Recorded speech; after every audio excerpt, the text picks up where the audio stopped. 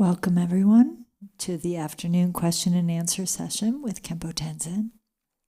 And we will get through as many questions as we can. And some of the questions that were submitted will be saved for a later date when we do another question and answer session with Garchen Rinpoche. That will be streamed online, and we always send out emails about that. So if your question hasn't been asked, it will be at a later date.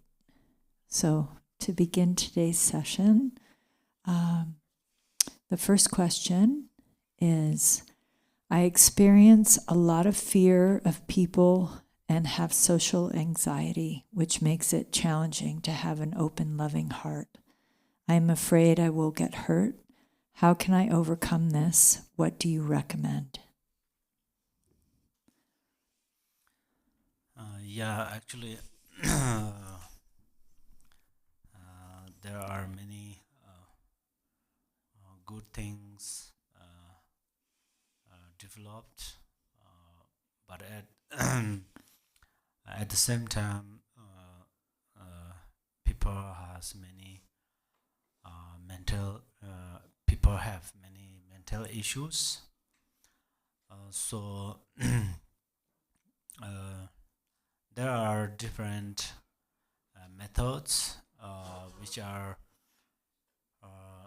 for example, the practitioners who are people who are suffering through anxiety, but they are if they are practitioners, then we from our side recite Tara's mantra, and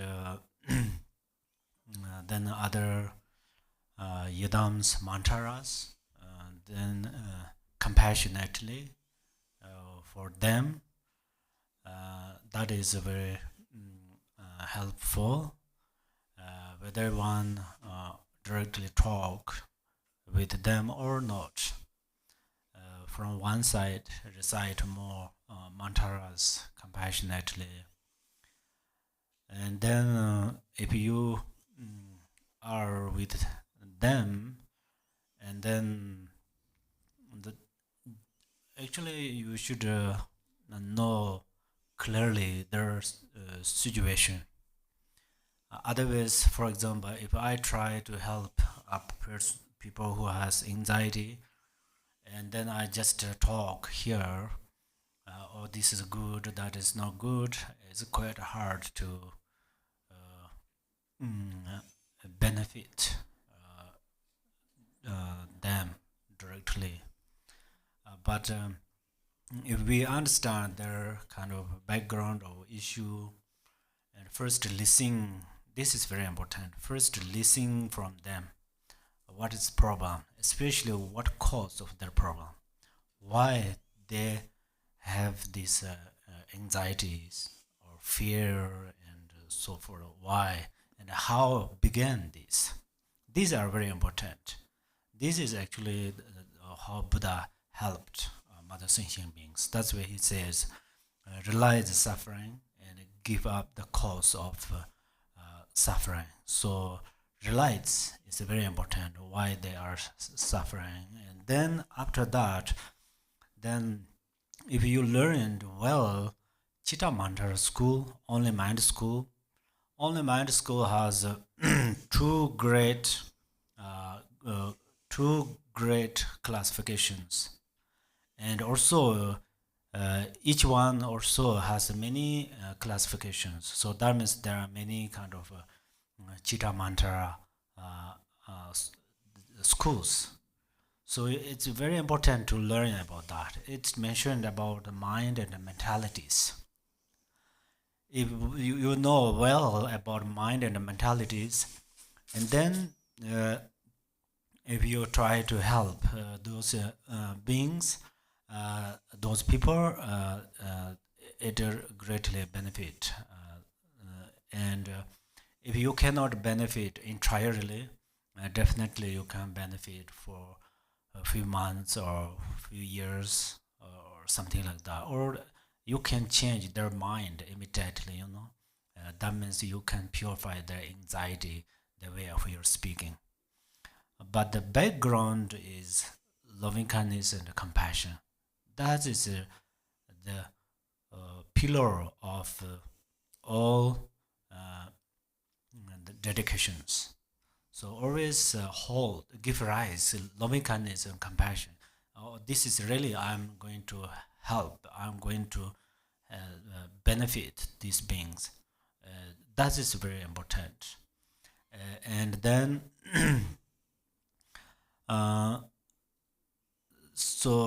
according to meditation, I don't know, they can generally, if they try to improve some meditation skills, it's very important.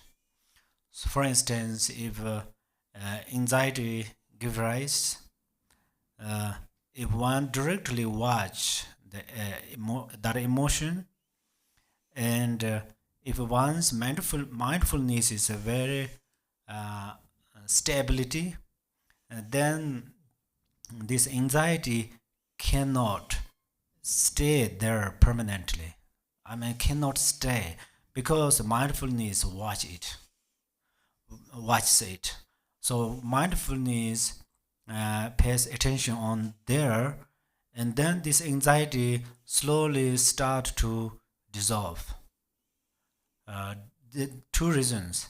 One reason is anxiety is impermanent. So that's one reason. Another reason is the power of the mindfulness. Then it's observe, or it is the bring into the mindfulness.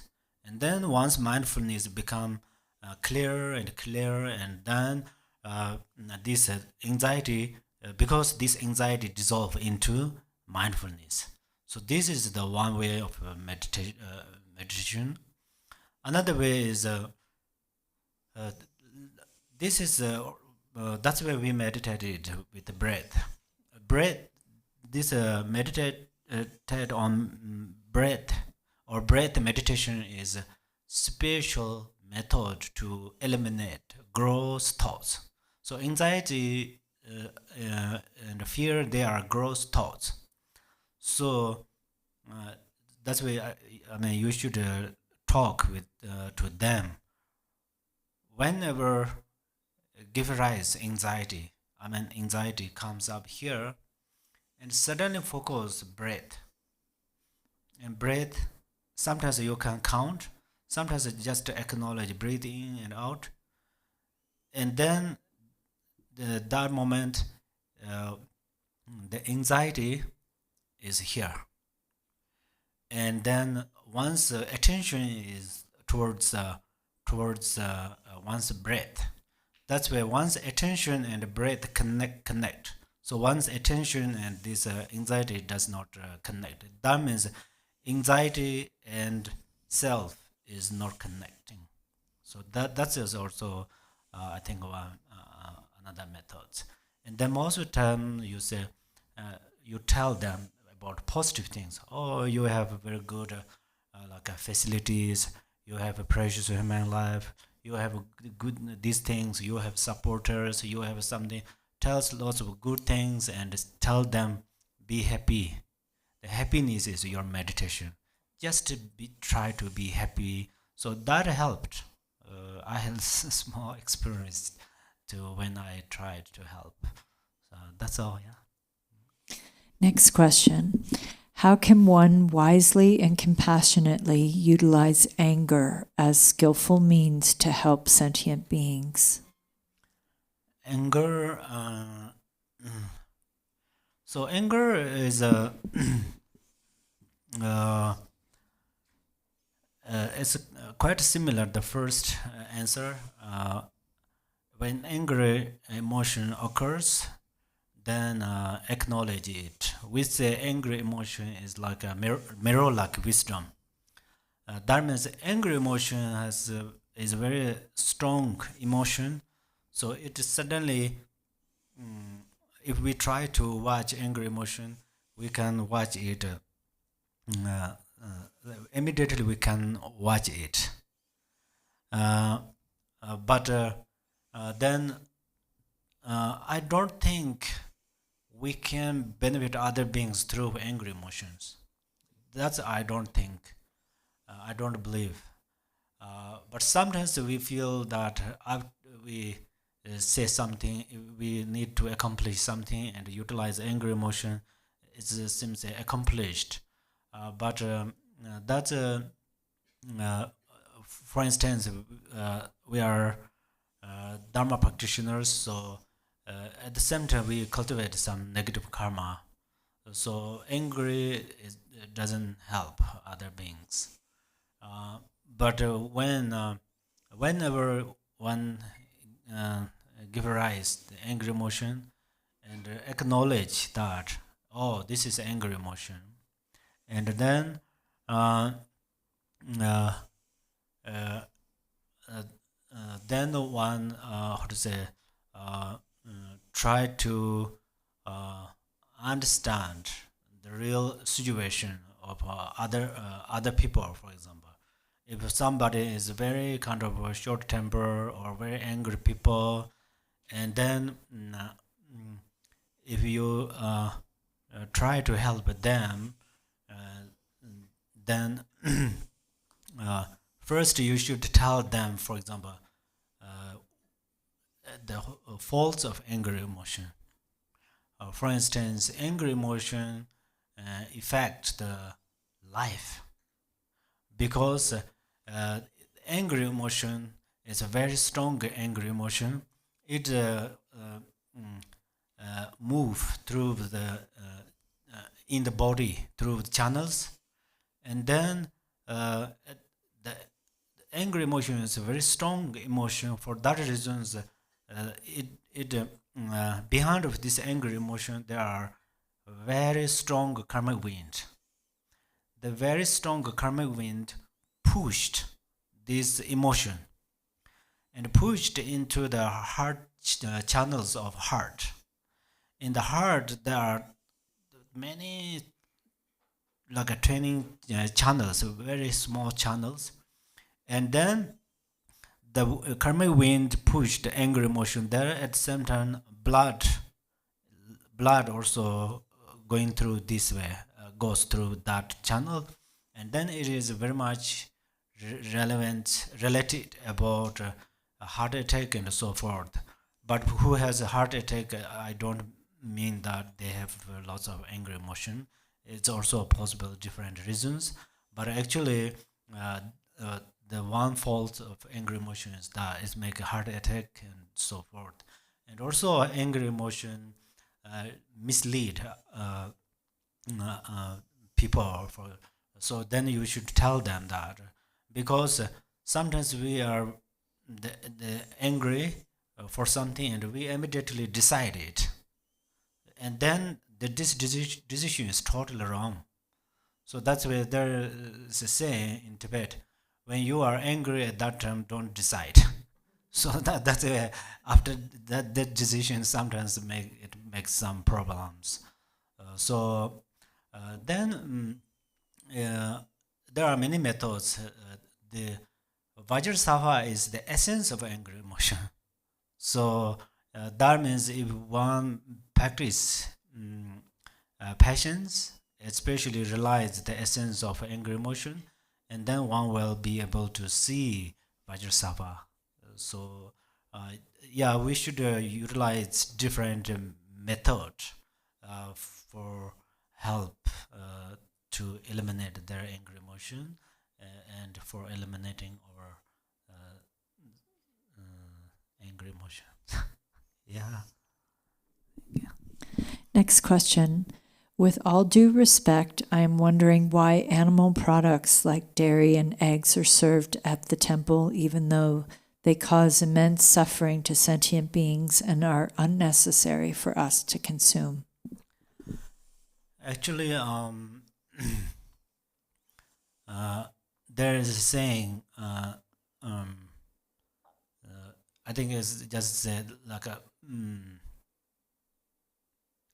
Yeah, the different people has a different physical issue or conditions, because when they grow in different environment. For example, some people okay to drink cold water, and some people is okay to drink only hot water. Some people drink lots of cold water. If they suddenly drink hot water, then makes some problems. And someone always drink hot water, they suddenly drink some cold water, then it makes some problems, the digestion and so forth. So that's where the main thing is people growing in different situations. So that's where their body wants different kind of foods. But the main thing is, yeah, for that reason, some is quite hard to stop the like an egg and something, some food, because then it makes some problems. Their body is does not enough energy, and their mind is not clear. Mind and the body are the interdependence each others. So that's where then sometimes it's difficult to practice well, and sometimes it's hard to keep fresh brain or mind and so forth.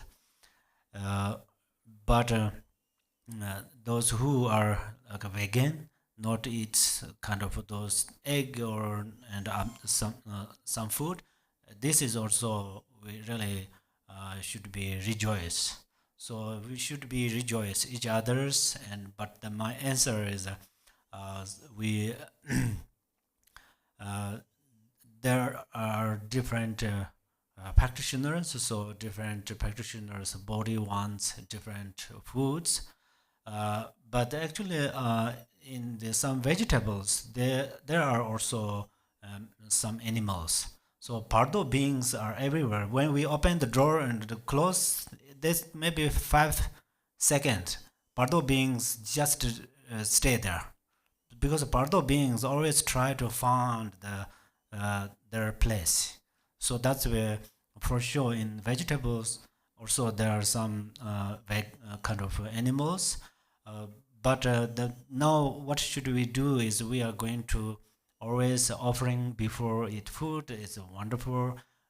And also after we eat some food, whether we eat vegetable or non-vegetables, we dedicate. Sometimes if we eat with a group, sometimes we recite a very long dedication for this after food. It's difficult because someone need to work and going somewhere. So mentally dedication. So mindfulness is important. That's what I think. Next question. Why are there so many different belief systems, and how can we determine if a system is right for us? Yes, I'm on the same page. So I don't have an answer that. Okay, so my background is Buddhism, so I cannot explain vastly all of these systems, but I deeply rejoice and respect all of them.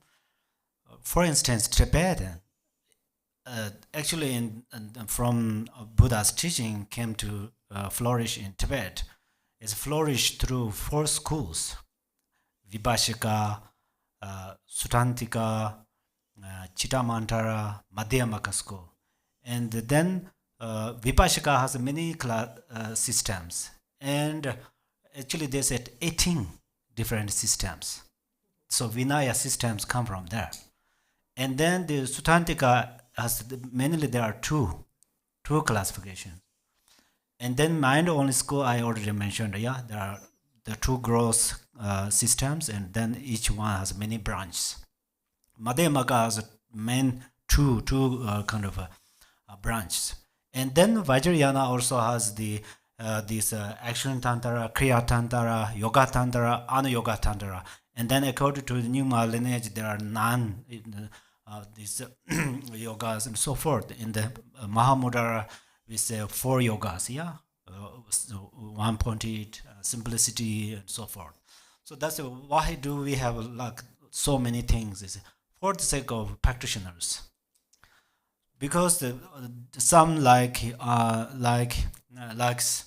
Avalokiteshvara with a 11 face.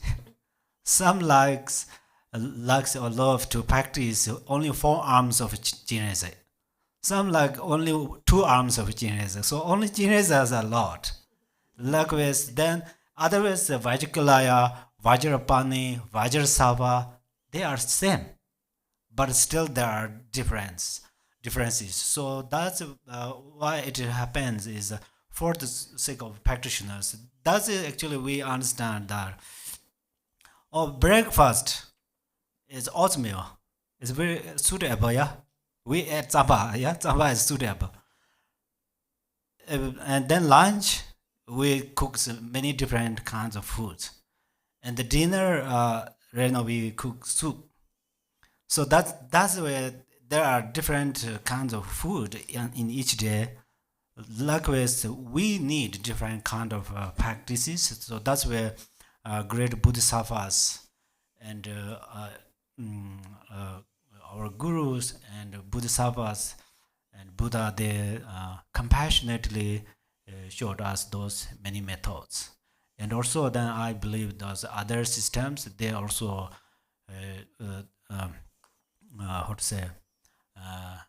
gave us many different opportunity to practices. So that's what I think.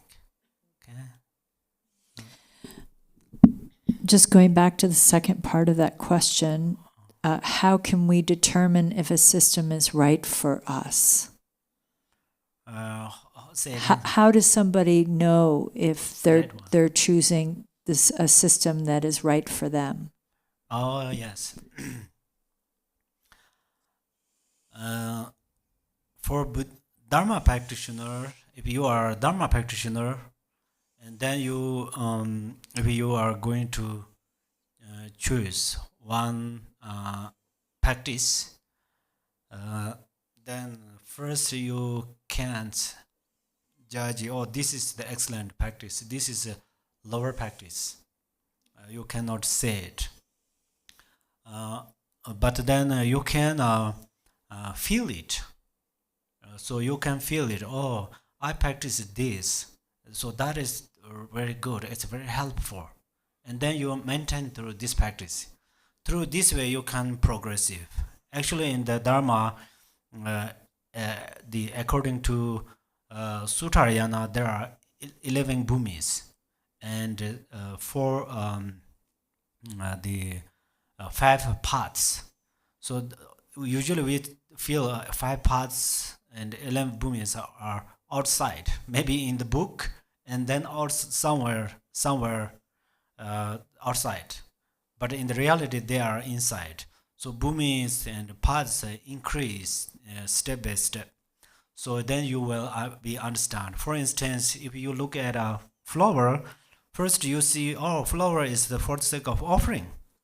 It's because it's beautiful. And then you offer it. At that time, you accumulate merit. And then you are satisfied through this way. So you continually do that. And then you accumulate more merit. And then slowly you will be able to understand, oh, flower is impermanent.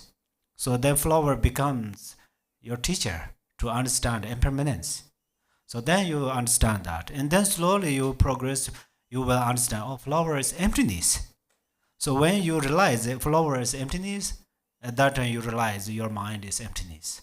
So that's where a single flower helps you to become great realizers. So that's why this is one thing. And another thing is if you heard some guru's name, immediately you have faith in guru and devotions, goosebumps, something like that. At that time, then you follow that guru before you prefer some kind of lineage or before you choose some practices.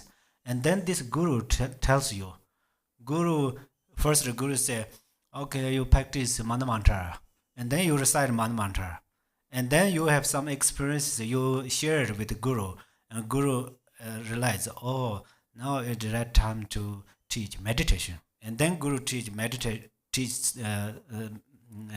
meditation to you, And then meditation has different layers, shamatha, vipassana, generation and completion stages, step by step. So then you spontaneously be the practitioner of like a Mahamudra or Zobachimbo or Madhyamaka. So there, yeah, I think that's maybe better. Next question. Do you know the Milarepa song of realization and can you sing it? Realization. Semda nangka che me na tawa long de jur pa yin. Okay. Too much is not good. What he said is, if you realize that your mind and empty space are indifferent, no different, at that moment you accomplished higher realization. So that part is very important.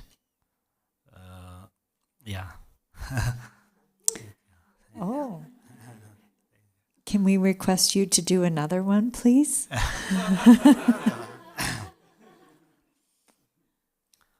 Another one, what part? Your favorite one.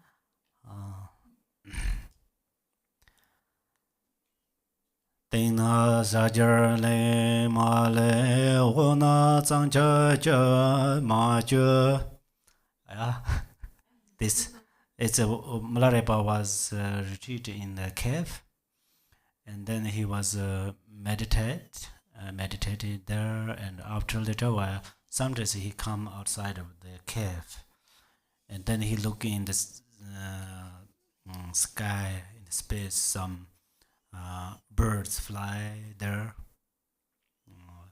fly up and down, or left side to right side to left side.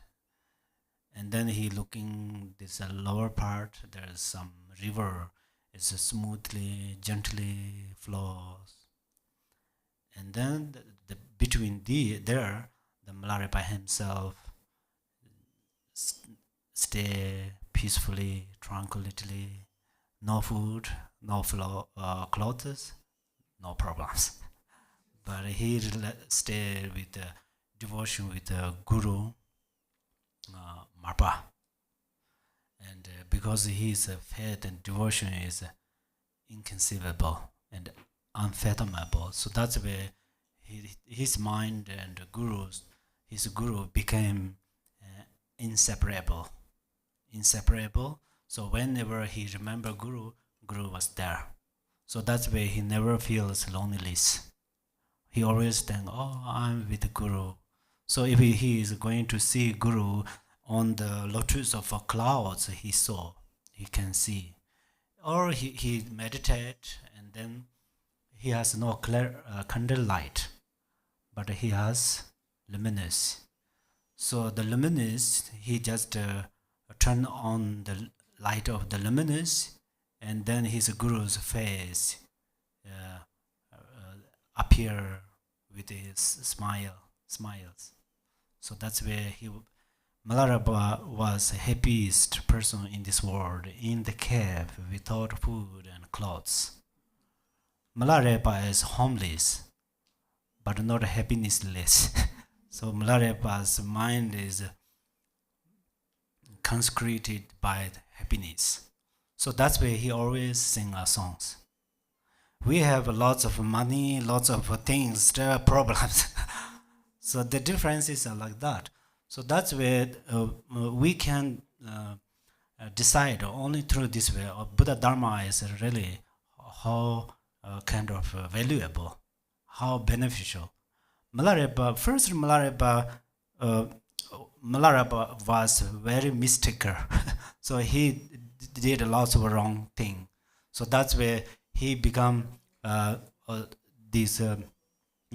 He has lots of had lots of facing problems, but after he become enlightened, and he was so happy in the mountainside. So that's where I like that song, and I often image that that cave. It's really interesting. Yeah. But our cave is now, your cave is what? Your bodhicitta is your cave. And then you practice with bodhicitta. So that's where wherever you go, you have a cave with you. Okay? Meditation cave. Yeah.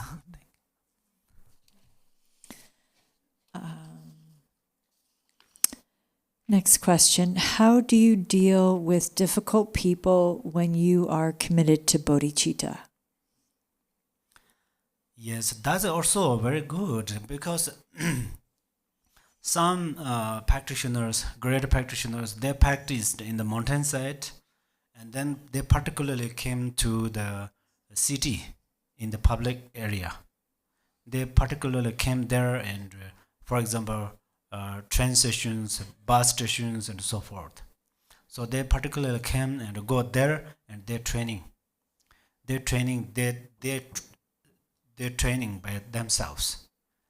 They checked, oh, my forbearance or tolerance is pure or not yet, or so forth. That's where sometimes they particularly go to the public area and then they experience lots of challenges there.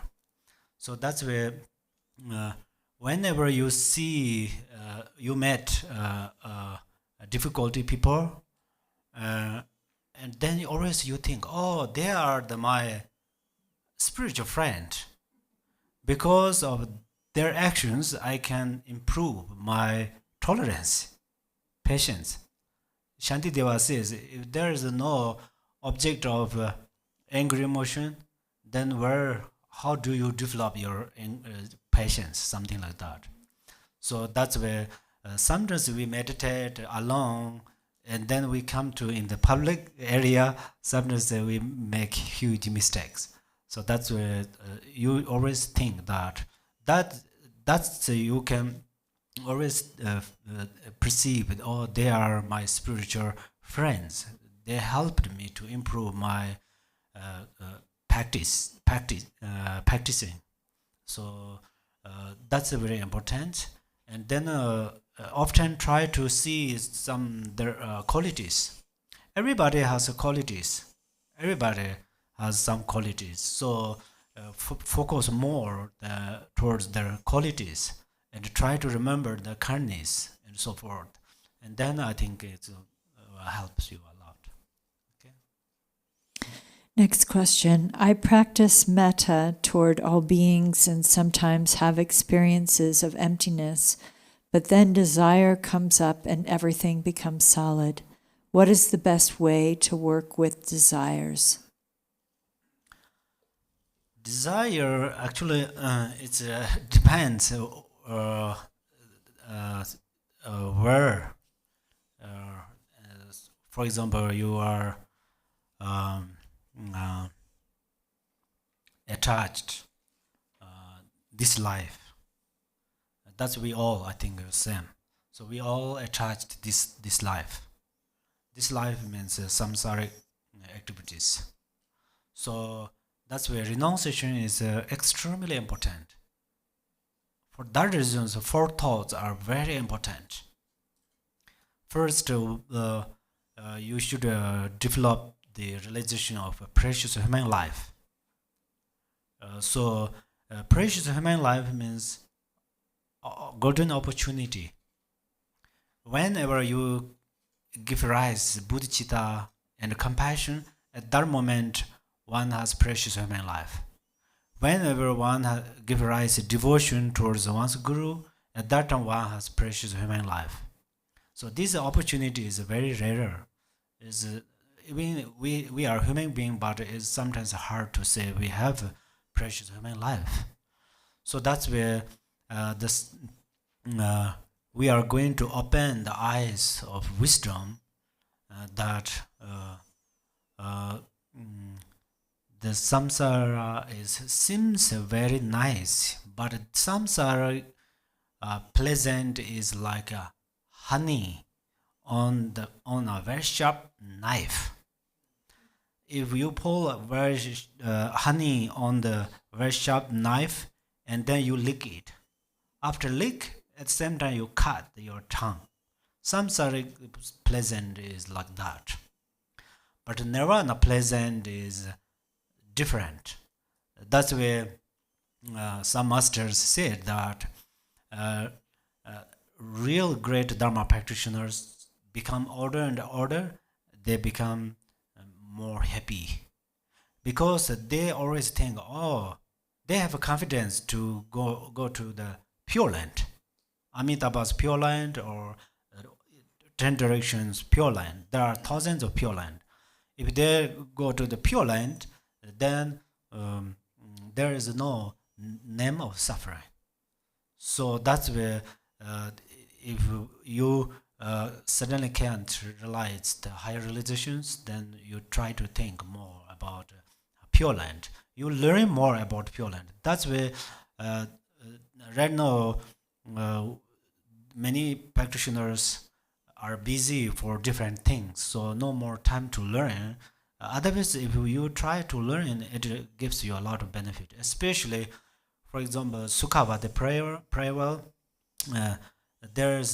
it mentions all the situation of Pure Land, and then right now we are in the human society. Sometimes one feels loneliness because other people don't talk with you, and you request something, they don't help you. At that time, maybe you feel loneliness. But if you rebirth or reborn in the Pure Land, Gaudis and Dakas and Dakinis, they always come to you and play games, if I'm right. They always make happy with you. There's no name of suffering. So that's where I think that is the main thing. Otherwise, you only one thing. I have a strong attachment with this, so I'm going to remove it like this. This is quite difficult, but there is a way. There is a way. Maybe your question is not about that. So generally, you are going to improve renunciation of samsara. Renunciation, yeah. That's Next question. It appears I have two things occasionally occur, which I question. On the one hand, there have been satori's where there is a non-perceptual state where I do not recognize my body as me, but then I land back in my body and I have an abnormally strong attachment to my teacher. Any advice would be appreciated. can you repeat? Sorry. So they want advice on two different experiences. Oh, yeah. One, having an experience of emptiness where there's a non-perceptual state and they don't recognize their body. And then the other is they come back into their body and they have an even stronger attachment to their teacher. Oh, I think that's actually what happened is first one should develop more about the illusory body. All phenomena are delusion. So all the appearances are delusion. So sometimes one suddenly focus emptiness. Probably one thinks emptiness means zero, nothing. So that's where it's like a two directions. One direction is totally emptiness, that means zero. Another area is truly exist. So that's probably sometimes it makes some difficulties. But of course, one experience about emptiness is really amazing. But first, try to focus. For example, one's teacher's body is illusory body, illusory form. That is very important. Whether teacher or any others form is try to see or try to see as illusory body. That is very important. And then because that is illusory body, why that is illusory body or form? Because it is emptiness. Why it is emptiness? Because it is illusory body. The example is the moon's reflection in the water. So in the water, we see the moon, and so we all enlightened through this way. We all, become Buddha in this way. But there are 500 monkeys. They were falls in the big ocean, river, because the king of a monkey thought, oh, moon falls into the water. If there is no moon, then we cannot walk in the night. That's why he tried to pick up this moon, and he hold the last one monkey's hand, and the last monkey holds a branch of tree, and of course there are 500 monkeys. Then it's very heavy, so everybody fall down in the water because they try to pick up this moon in the water. But right now we are Buddha in this case. That means we know, oh, this is a moon's reflection. This is not a real moon. After monkeys fall in the water, look back in the space, the moon is over there. So that's where we should understand that all phenomena are illusory phenomena. So your guru's form is also like a moon's reflection in the water. You can see actually Shuninda. If there's a Shuninda, if we are going to understand that, then we should understand that all phenomena are inherently non-existing. So if you have this realization perfectly, and if this realization is very certain or strong, powerful, and then you come back from this meditation or this experience, still you can see many forms, but in the reality they are illusory forms, because of the power of your realization helps you to realize all appearances are form of illusion, and then you can give rise to compassion when they make some mistakes. Or in reality, inherently they are non-existing. Dharma is non-duality.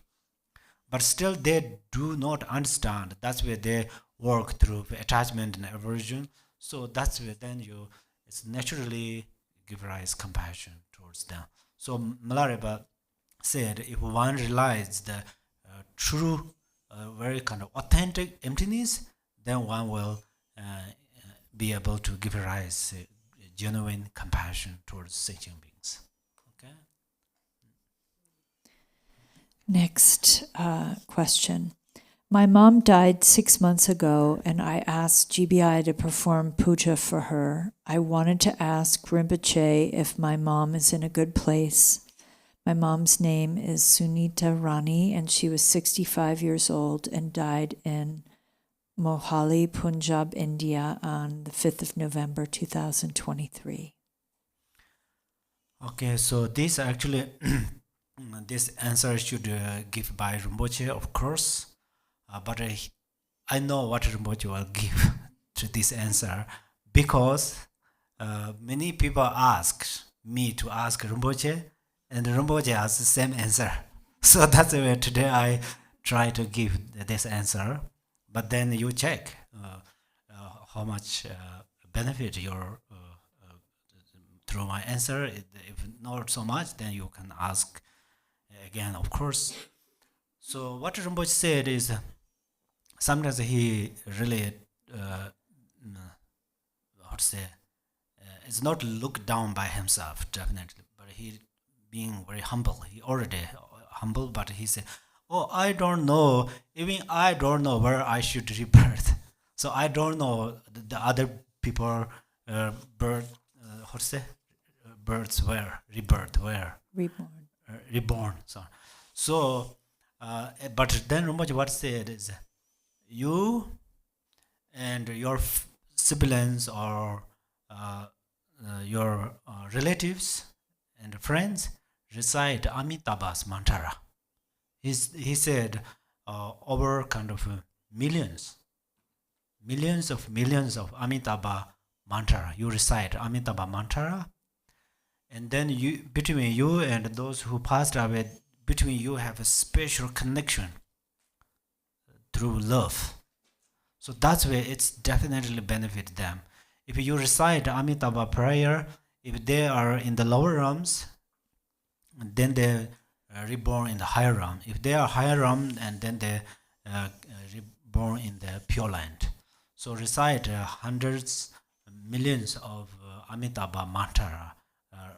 But said that at the same time, what he said is, each day you don't missing to recite Amitabha mantra like one malas, something like that. And then you and your relatives and the person who passed away, for example, your mom's friends, they should recite Amitabha's mantra. So yeah, that's is the answer. That's all the time we have for questions. Oh, yeah. We went too long yesterday, so I got in trouble, and we need to stop now so people have enough time to get to the next event. Okay. Thank you, Khenpo. Thank you so much. Let's recite only Bodhicitta part. I think page 28. 28. Chanjo senjo renpo je ma je ba na je je ba nyan ba